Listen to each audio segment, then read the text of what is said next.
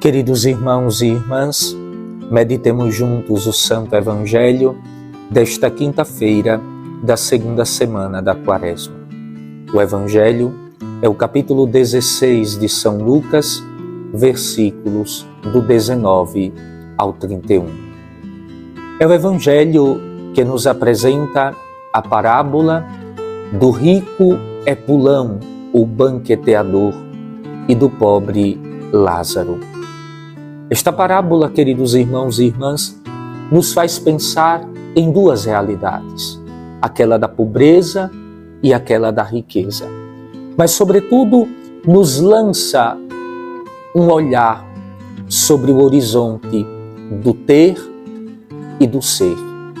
Sobretudo porque nós vivemos em um tempo onde se valoriza mais o que se tem, ao invés de dar valor àquilo que se é.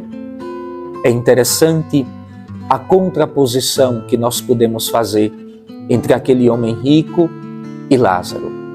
O homem rico se vestia de roupas finas, Lázaro se vestia somente de feridas. Aquele homem rico que preparava inúmeros banquetes diariamente, tinha certamente amigos. Lázaro tinha como amigos somente os cães que lambiam suas feridas.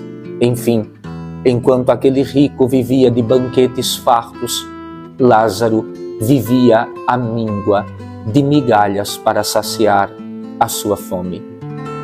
Diante dessas duas realidades, nós podemos pensar naquela que é a tragédia de quem se prende ao ter. Aquele homem rico não tem identidade. Ele é reconhecido por aquilo que tem e por aquilo que faz.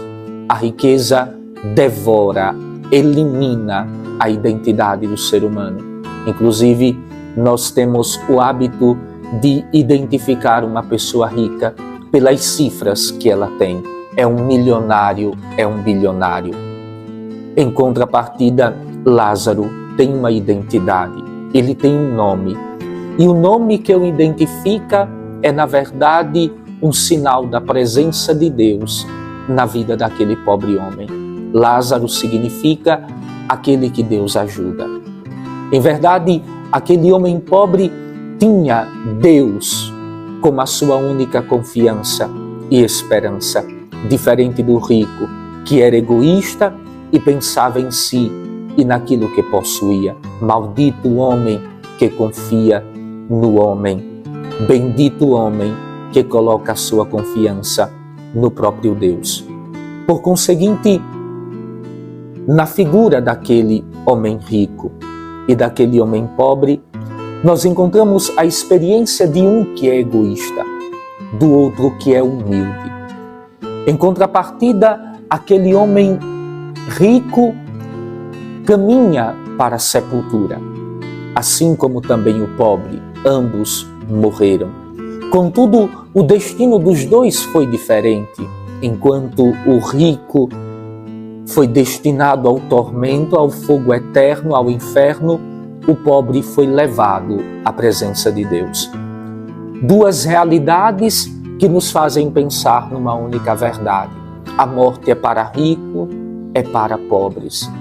Mas há uma sutil diferença.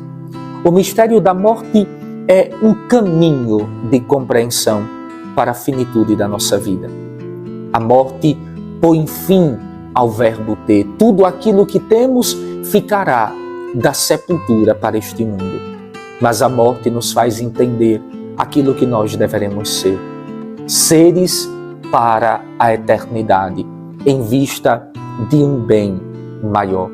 Infelizmente, a nossa vida hoje é resumida e definida pelo que se tem, quando na verdade a nossa vida não pode ser definida pelo que temos, mas sim pelo que somos. É isto que conta na vida de cada um de nós.